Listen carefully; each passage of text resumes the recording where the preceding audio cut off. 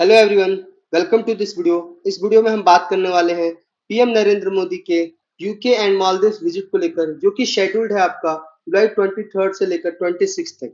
ये दोनों देशों में जहां पर लीडरशिप चेंज होने के बाद पहला विजिट होगा प्राइम मिनिस्टर नरेंद्र मोदी का।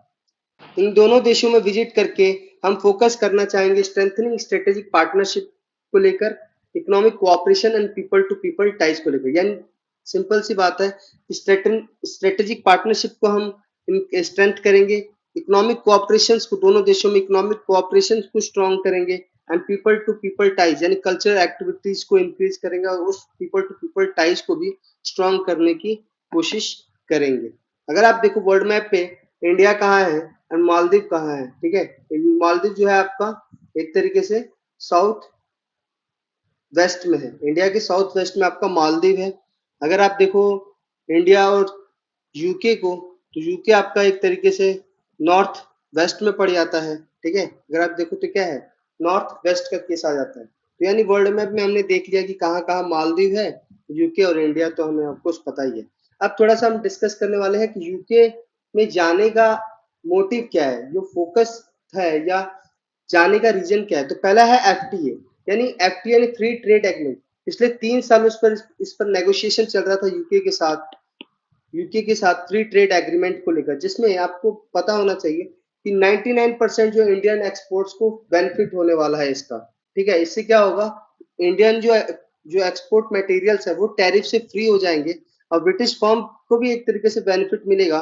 Like whisky, car and other product जो इंडिया वो क्या कर सकते हैं, एक्सपोर्ट कर सकते हैं, क्योंकि फ्री ट्रेड एग्रीमेंट से क्या हो जाएगा, दोनों जगह जो टैरिफ होगा वो एकदम कम हो जाएगा या होगा ही नहीं।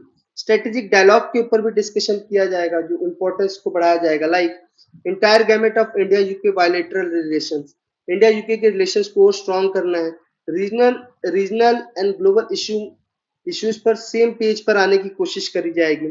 कॉम्प्रहेंसिव स्ट्रेटेजिक पार्टनरशिप पे फोकस किया जाएगा। Focus on trade, technology, innovation, defence, climate, health, education and people to people type. यानी ये सारी चीजों पर स्ट्रेटेजिक डायलॉग के अंदर भी ये सारी चीजों पर काम करेंगे एंड डिस्कशन होगा दोनों प्राइम मिनिस्टर के अंदर। Like prime minister PM Modi and आपके यूके के प्राइम मिनिस्टर कीर स्टारमर। डिप्लोमेटिक इंपॉर्टेंस क्या है इस जो आप एक तरीके से ट्रिप है इसका, मोदी के फोर्थ विजिट है यूके के अंदर, लेकिन फर्स्ट है लेबर पार्टी के जीतने के बाद, यानी कीर स्टारमर के पीएम बनने के बाद फर्स्ट विजिट है, लेबर पार्टी के जीतने के बाद फर्स्ट विजिट है, ठीक है।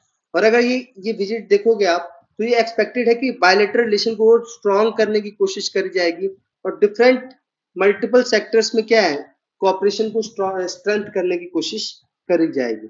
अगर मालदीव के रिलेशन को थोड़ा सा हम देखें तो शायद आपको याद होगा कि पिछले साल 2023 से 2024 के बीच में रिलेशन थोड़े डाउनफॉल हुए थे, बहुत ज्यादा डाउनफॉल हुए थे, क्योंकि मालदीव में जब आपको पता होगा कि अभी जो प्राइम मिनिस्टर जा रहे हैं मालदीव, उसका रीजन ये है कि मालदीव 16 इंडिपेंडेंस डे मनाने वाला है जुलाई 26 2025 को, और पीएम मोदी वहां पे क्या है, गेस्ट ऑफ ऑनर है, ठीक। और मोहम्मद म्यूजी के बाद ये पहला विजिट है हमारे प्राइम मिनिस्टर नरेंद्र मोदी का नवंबर 2023 को, क्योंकि वहां पे रिश्ते खराब होना शुरू हुए थे। अब डिप्लोमेटिक रिसेट करने की कोशिश करी जाएगी। क्यों? क्योंकि वही चीज के बारे में बात करने वाले हैं कि इंडिया मालदीव के जो रिलेशन थे वो स्ट्रेन में आ गए थे जब प्रेसिडेंट म्यूजी जो है पावर में आए थे, और इन्होंने एक तरीके से डिमांड कर दी थी कि Indian military personnel and aviation assets है इसको मालदीव से निकाला जाए, ठीक है। वो दोनों साइड्स के रिलेशंस एक तरीके से बहुत ज्यादा खराब हो गए थे। और उसके बाद आपको पता ही है कि मालदीव जो है टूरिज्म पर चलता है, और फिर हमारे प्राइम मिनिस्टर का एक ऐसा की डिसीजन जिसकी वजह से पूरा टूरिज्म सेक्टर मालदीव का एक तरीके से खत्म होने की कगार पर आ गया था, है ना। क्योंकि आप देखोगे जो वहां पे मैक्सिमम जो लोग जाने वाले वो इंडिया से ही जाते हैं, है ना। तो दैट्स वाई मुझे ने विजिट किया था अब उसके बाद जब ये देखा मुझे ने कि भाई सिचुएशन बहुत ज्यादा खराब हो रही है, तो मुझे फिर सामने आए और उन्होंने लास्ट ईयर इंडिया में विजिट किया और एक तरीके से मोदी जी के साथ रिश्ते को, यानी इंडिया के साथ रिश्ते को स्ट्रॉन्ग करने की कोशिश करी। और डिफरेंट चीजों पर डिस्कशन होने वाला है इस टाइम, म्यूचुअल इंटरेस्ट पर, सिक्योरिटी एंड मैरीटाइम कोऑपरेशन के ऊपर। और देखो मालदीव के लिए ये जरूरी भी है, क्योंकि अगर मालदीव को डेब्ट ट्रैप से बचना है, वैसे तो चाइना ने एक तरीके से फंसा ही लिया है, बट फिर भी अगर अभी भी अगर वो चाहता है एक बैलेंस अप्रोच अपनाकर चले तो इंडिया के साथ उसको रिश्ते स्ट्रॉन्ग करने पड़ेंगे।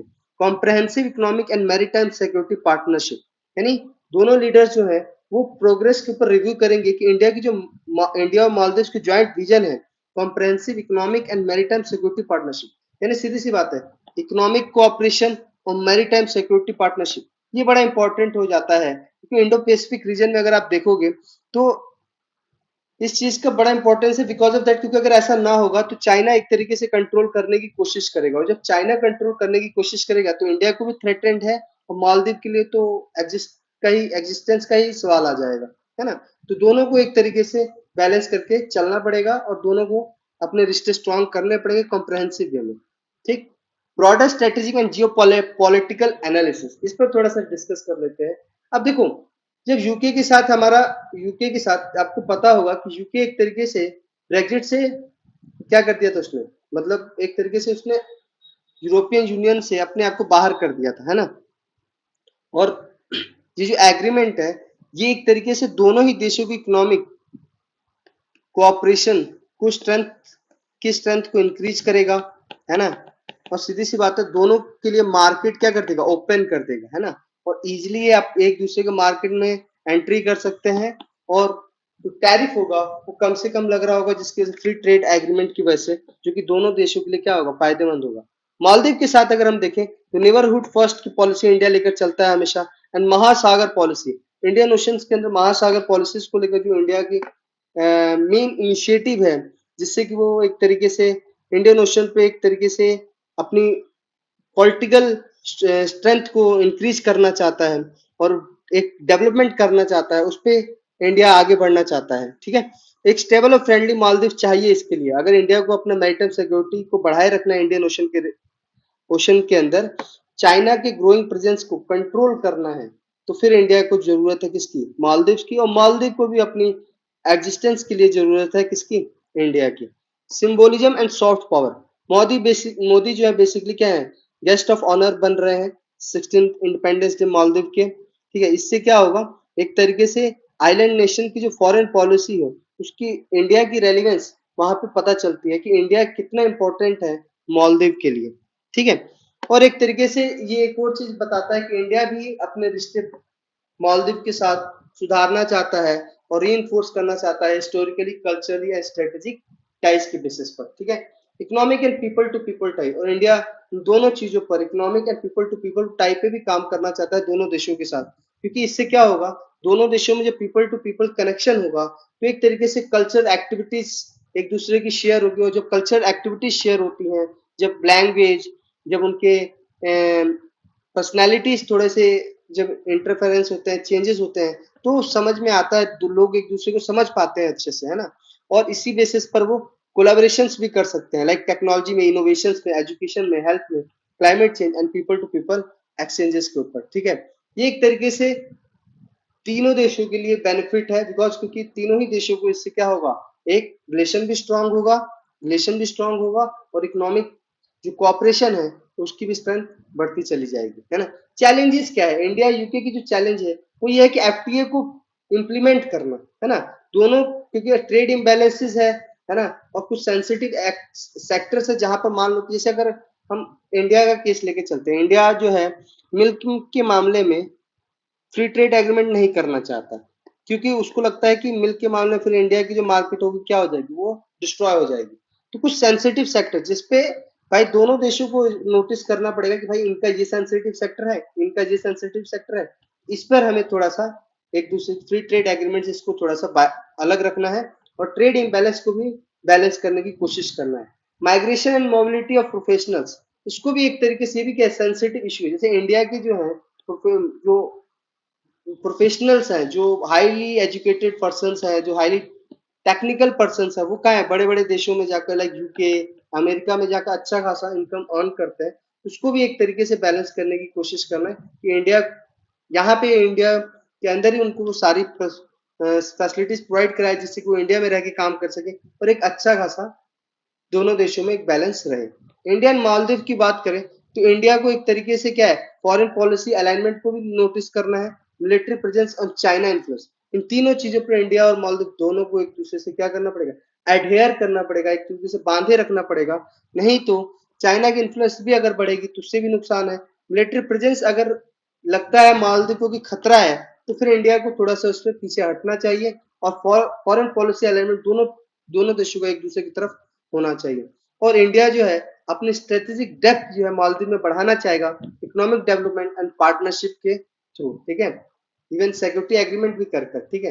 कंक्लूजन यही निकलता है कि पीएम मोदी का जो ये यूके और मालदीव का जो विजिट है, ये आने वाले वक्त के लिए यानी इंडिया के लिए और इन दोनों देशों के लिए बहुत ही ज्यादा इंपॉर्टेंट हो जाएगा।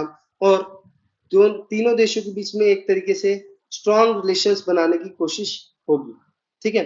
अब इसमें की टेक अवे क्या है कि अगर आप देखो इंडिया यूके के एफटीए बूस्ट करेगा ट्रेड को, जॉब को, स्ट्रेटेजिक टाइज दोनों देशों के बीच में इंक्रीज होगी।